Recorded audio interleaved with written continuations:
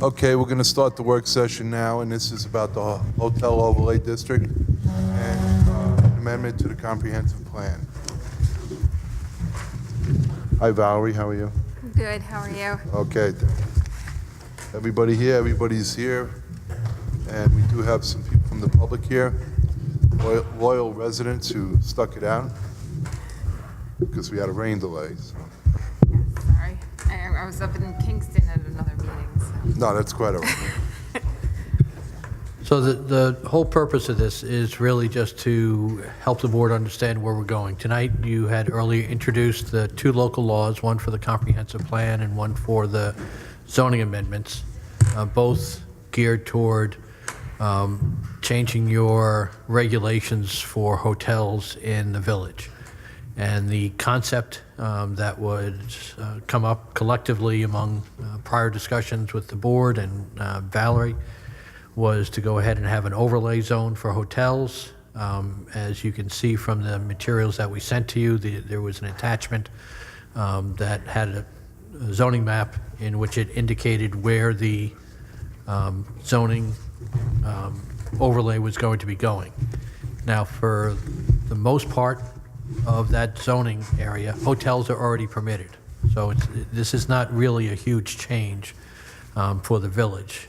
The whole purpose of this change and new regulation was twofold, as I understand it, was to go ahead and concentrate hotels in that area and not have it in some of these other more dispersed areas, many of which have some heavy residential components. And then the other thing was to update some of the regulations concerning hotels so that Woodbury zoning would make some sense to those hotels that wanted to come in, and that you would be able to facilitate the needs of the types of hotels that you wanted. And so that involved height differences. Also in this is there was a desire expressed by the board not to encourage, and in fact it ends up to be prohibited, the typical motels. That's not what you wanted in this area, was a bunch of motels. So motels are effectively being zoned out of existence. Obviously, if there's a motel in the village, which there's at least one, if not two, then they're allowed to continue as a pre-existing non-conforming. So really at this point in time, I'll leave it to Valerie now to just make some input, but Valerie will be submitting to you in the next few weeks a updated zoning land use memo talking about the impacts that you should be taking a hard look at with respect to seeker.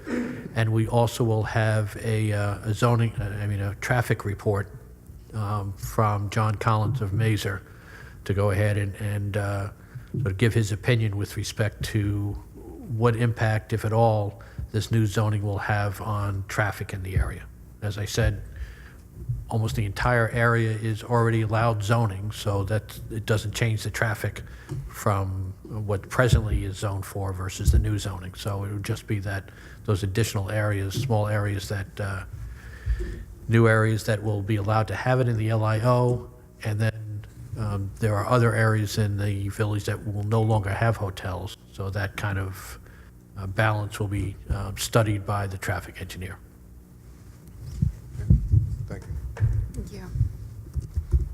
So, Valerie, I went over this, and so far I think everything looks good, and I know there was a couple discussions about height.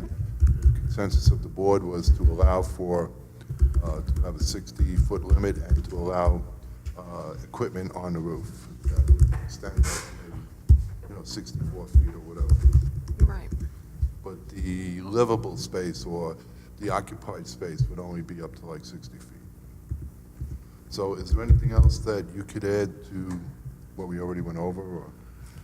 No, I mean, I'll just add a few things. First of all, there will be a public hearing process, for the zoning, so that if there's any other additional input from the public, the board can weigh in and discuss that if any other suggestions are made. But I think for the most part, throughout this public process, we have incorporated as much as possible the feedback that we've received thus far. As Rick mentioned, we will be moving forward through the seeker process at this point. An EAF Part 1 and Part 2 was already submitted to you. Right now, through the EAF Part 1 and Part 2, there's very few impacts as we see them, but we will be doing a deeper dive into some of those different areas, including land use and zoning, a little bit of the community character, as well as the traffic, and sort of compilating a very robust Part 3 EAF, Part 3 of the EAF, so therefore you will have more or less what we're calling an expanded EAF as a result of the seeker process. And Valerie, what are the areas that are going to be studied in the expanded EAF? Right, so the Part 3? expanded EAF, we're going to be looking at the land use and zoning aspects. We will also be looking at just qualitatively, your fiscal impacts, your community facility services, just to document that, for the most part, nothing is going to change. There's not going to be any increased demand as a result of the overlay district, but of course, we'll be analyzing all of that. And we'll also be looking at traffic as well. And so all of that will be compiled in a document for your review. Okay, I have a question about traffic. go ahead. Valerie, are you going to be incorporating projections based on the new traffic patterns into this? Because that's traveling through that area there. Right, so we recommended, working with Rick, we recommended using John Collins, who's been, your traffic Right, to be engine consistent, that consultant, makes right, sense. to be consistent. He's also very much aware of the impending Yeah. developments and everything like that. So he'll be able to look at that in a holistic sort of fashion. Okay, good. Yeah, that's one of the reasons that we, Valerie and I, decided that it would make sense to have John Collins, is because he is in the middle of analyzing all of that data right now for the shops of Woodbury, as well as for the beginnings of Woodbury Commons with respect to the present traffic counts and the new traffic configuration on 32. So he's very familiar as anybody is with respect to Exactly why I asked the question. That's Yes. what I wanted to hear. Yes, I'm exactly. very happy with the definitions, especially those that we've modified or added in the area of motels, as Rick mentioned earlier, and especially with the bulk regulations. I think this is exactly what we were looking for, based on our numerous discussions, and I'm pleased with it the way it is. Great, thank you. Thank you. Anybody else have anything they would like to say? So what's the next step going forward? What kind of timeline are we looking at? I know we got to have a public hearing. So I'd like to get an idea how far this is going to be pushed out. Yeah, I would say that I think it makes sense. You could set a public hearing really at any time now. Well, I'd So- like to do it at the next meeting. Right. Set the public hearing. So if you do that, you should probably set it out, if you do it at your next meeting, I would say set it out about 3 to 4 weeks, the public hearing. That will give enough time for Valerie's report that should be considered and available to the public so that they could read that before the public hearing, as well as John Collins' report. So Well, would well, you send it out to like the second You'll- meeting in April? That'd be about 6 weeks, right? are we considering how much time it would take to get comment back from the planning board on that? The planning board will have several meetings between then and now, because you officially referred it this evening, early this evening, Right. and it will be physically sent to them probably tomorrow or the next day for their consideration. So there will be enough time. I think theirs is, I forget what it is in the code, but I think it's a maximum of 45 days. It's either 30 or 45 days. So, Maybe we should make it the first meeting in May? yeah, that may make the most sense, I think.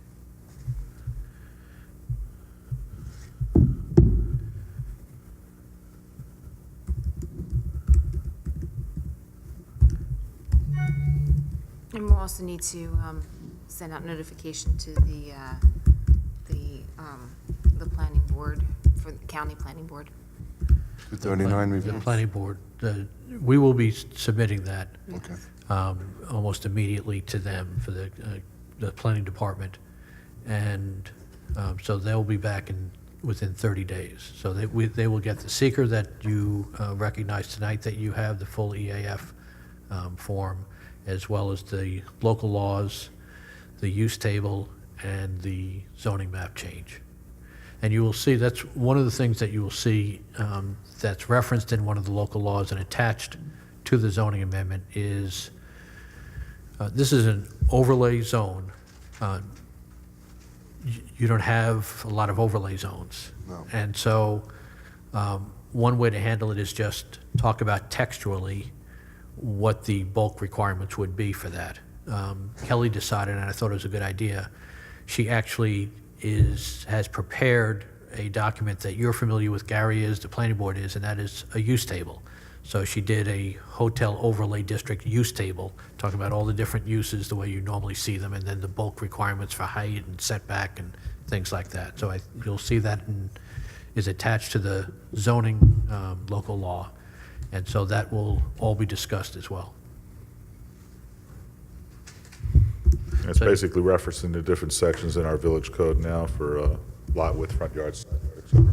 Well, it's referencing what is in the local law now with respect to what bulk requirements you Right, want for that. right. And so if for some reason you want those changed, or you listen to the public and the public gives you some ideas and you think, well, that's a good idea, let's do that, you can go ahead and incorporate that into the final local law, and it would change the use table as well. Well, we'll just be sure to reference that section before we deliberate.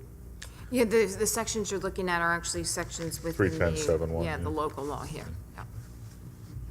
Yeah, I think we're in a good place right now, and I think the next step really is to hear from the public, because that will indicate to us if we feel that there needs to be any kind of change. Because right now, I kind of like the way the law is. So unless we hear or get any information that is dramatically or changes the, plan here, I really don't see much changes. So just wait to hear from the public now. So I think we'll schedule that, and I'll talk to Desiree about making sure it's on the agenda for our next meeting, to schedule that for our first meeting in May, which would be the May. second week in May. 9th, I'm going to be out of town for that, my daughter's wedding. I'll be at a rehearsal dinner during that meeting. Honestly, I'd like to be here if we can do it either before or after that, but I'd leave it at the discretion of the mayor and the board. Your next meeting then would be the 23rd, I think? Well, I'd like to, Yeah, get this I moving, so, I mean, it's going to be a public hearing, so you'll be able to read any, I understand. minutes and stuff, so Now, really for the public to talk, it's really not for us to talk. we also have to check with Desiree as to when the Notice? moratorium was last adjourned to see whether or not you need to Extend it or not. extend that again. Right. So either you or I could talk to Desiree, Right. I could talk to him. okay, and just find out when, I think the current moratorium may end sometime in April. It would, yeah. So if so, then you may need to go ahead and extend that again. Early November, if I'm not mistaken.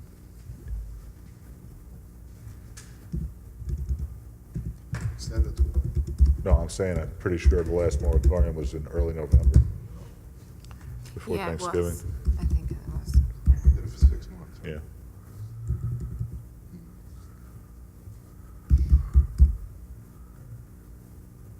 So we would do probably only about a 90-day extension on that. Well, let's look to see what dates we Right, have, Check it out first. okay? I mean, if we do a 6 month, we could always just rescind that. Yeah, there's no problem with, it's not like the moratorium continues if you Right. pass this local law. What you'd do is that you'd indicate in the local law that the present moratorium shall now cease Okay. upon the adoption of this local law, or the Right. filing of the local law with the Secretary of State.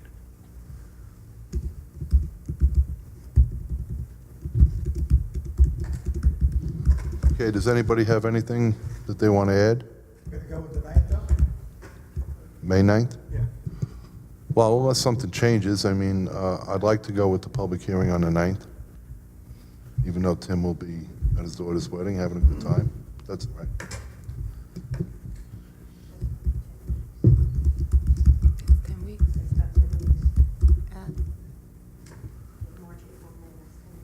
Well, why don't we review all of the dates and decide at our next regular meeting? Right. We're not going to set the public hearing now. No, we'll do it at the next meeting. I mean, that gives us time. What's the next meeting? Right. As you would like, we could review all the dates, but what I was hearing earlier, is that they're going to need time for the traffic and the, don't forget, something may happen. I think it might be the 14th. Is it your next meeting, the 14th? Second Thursday, Yeah. the 9th, isn't it? No, No, Of May? in March. In March. Your next, Oh, our next meeting. your next I'm meeting sorry. to set the public hearing would be Yeah, March yeah, yeah, 14th. Right. Yeah. so you might be able to have it in April. What? Would they be able to have it in April? What, the public hearing? Yeah. They could, but they want to make sure that they get the reports and everything prior to the public hearing, so everybody would have an opportunity to see them. So we feel the 9th is the best day, May 9th? It's up to you. No, Certainly, May, what I'm saying is May, I think, is sufficient time. Right. Whether you make it the 9th or the 2 weeks after, if you want Tim to be able to hear the public. No, actually, if I was thinking of moving it up, so I would leave it at the 9th. Okay. I mean, we've had this moratorium out there for quite a while now, and I'd like to get this law passed. Okay.